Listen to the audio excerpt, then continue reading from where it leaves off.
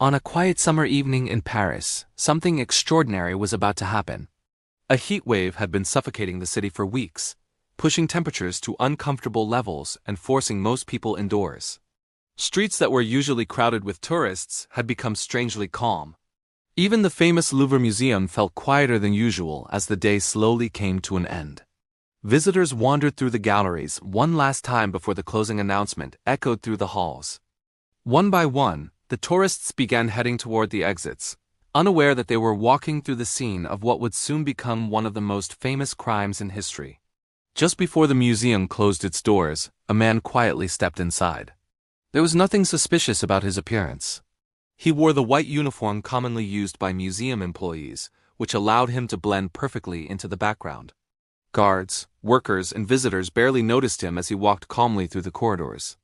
But he wasn't there to admire the art. Instead, he had arrived with a carefully planned mission. Moving confidently through the building, the man eventually found a small storage closet tucked away inside the massive museum. He slipped inside, closed the door behind him, and waited silently. Hours passed. Outside, night slowly fell over Paris. The museum lights dimmed, and employees finished their shifts. Soon the enormous building was nearly empty, filled only with priceless works of art and the quiet echo of distant footsteps. Hidden inside the cramped closet, the man remained perfectly still the entire night. He knew something important about the Louvre's schedule. The museum would be closed to the public the next day. That meant only a few employees would be present inside the building, and security would be much more relaxed than usual. For the man hiding in the closet, that detail made all the difference. Early the next morning, just after sunrise, he finally stepped back into the hallways. The museum was eerily quiet. Only a handful of workers had arrived, and most were busy with their morning tasks. Calmly and carefully, the man began walking through the galleries. His destination was a room known as the Salon Carré, a gallery filled with remarkable paintings. Among them hung a portrait that would later become the most famous painting in the world, the Mona Lisa. At that time, the painting was respected but not nearly as celebrated as it is today. It didn't have a special room or heavy security. It simply hung on the wall like many other works of art. The man approached the painting and glanced around. No guards, no visitors, no witnesses. Within seconds, he lifted the painting off the metal hooks holding it in place. Holding the framed artwork in his hands, he quickly carried it away from the gallery. He stopped in a nearby stairwell where he placed the painting down and began working quickly. Using a simple tool, he removed the protective frame surrounding the canvas. Once the painting was free, he wrapped it in a cloth and tucked it under his arm. The most valuable painting in the museum had just been taken. The man then headed toward the nearest exit door, planning to leave the building before anyone noticed what had happened. But when he reached the door, something unexpected happened. The door was locked. For a brief moment, the entire plan seemed at risk. He was standing inside the museum with a stolen masterpiece hidden under his arm and no easy way to escape. Then, by pure coincidence, a worker appeared in the hallway. It was a plumber who had been doing maintenance work inside the building. Seeing the man wearing the white uniform, the plumber assumed he was simply another employee. Without asking any questions, the plumber helped unlock the door. Moments later, the man walked out of the Louvre carrying one of the world's most valuable paintings. And just like that, the Mona Lisa disappeared into the city of Paris. Strangely, the museum staff didn't realize the painting was missing right away. In fact, it would take more than an entire day before anyone noticed something was wrong. During that week, photographers had been moving paintings around the museum to photograph them for documentation purposes. Because of this, empty spaces on the walls were not unusual. So when employees saw the blank spot where the Mona Lisa normally hung, they assumed it had simply been taken for photography. But when photographers arrived the following day and asked for the painting, confusion quickly spread through the museum. No one had taken it. No one knew where it was.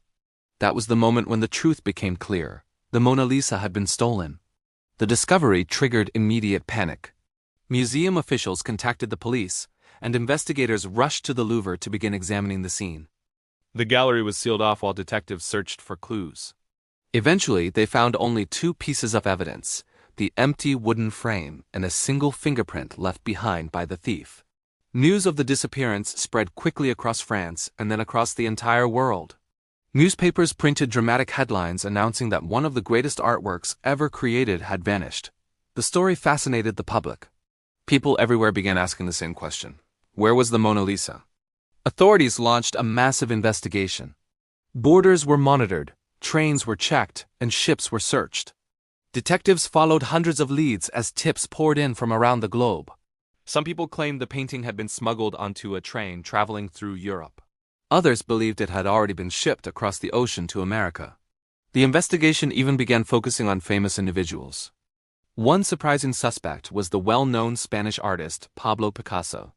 A former acquaintance admitted to stealing ancient statues from the Louvre and selling them to Picasso in the past. This shocking confession led investigators to question the artist about the missing painting. For a brief moment, the possibility that a famous artist was involved in the crime captured the world's attention. But eventually, police determined that Picasso had nothing to do with the theft. Another rumor suggested that wealthy collectors in the United States had secretly arranged the crime in order to obtain the painting for themselves. Ships arriving in American ports were searched carefully, but the Mona Lisa was never found. Months turned into years, and the mystery remained unsolved. What investigators didn't realize was that the painting had never left Paris at all. It was hidden inside a small apartment just a few miles away from the Louvre. The man responsible for the theft was Vincenzo Peruggia, an Italian handyman who had previously worked inside the museum. Because of his job, he understood the building's layout and security better than most people. He knew which days the museum was closed, which entrances were rarely watched, and even how the protective frame around the Mona Lisa was constructed. After stealing the painting, Peruggia took it to his apartment and hid it inside a wooden trunk with a secret compartment he had built himself. There it remained for 2 entire years. Incredibly, police visited his apartment during the investigation, but never discovered the painting hiding only a few steps away.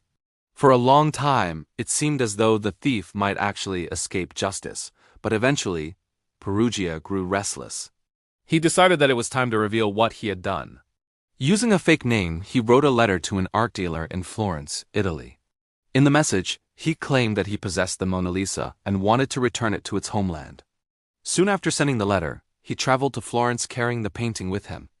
When he met the art dealer, he carefully opened his trunk and revealed the famous artwork. The dealer immediately realized that it was genuine.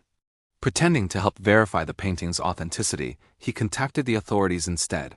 Soon afterward, police officers arrived and arrested Peruggia in his hotel room. The long mystery of the missing Mona Lisa was finally solved.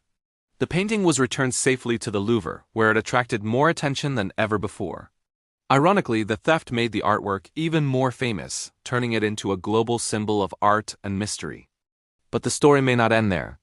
Years later, a journalist claimed that the theft might have been part of a much larger scheme, involving forged copies of the Mona Lisa sold to wealthy collectors. If that story is true, the painting stolen from the Louvre may have been only one piece of a much bigger plan. And that leaves one final question. Was the theft really the work of just one man? Or was the greatest art heist in history actually part of an even deeper conspiracy that the world never fully uncovered?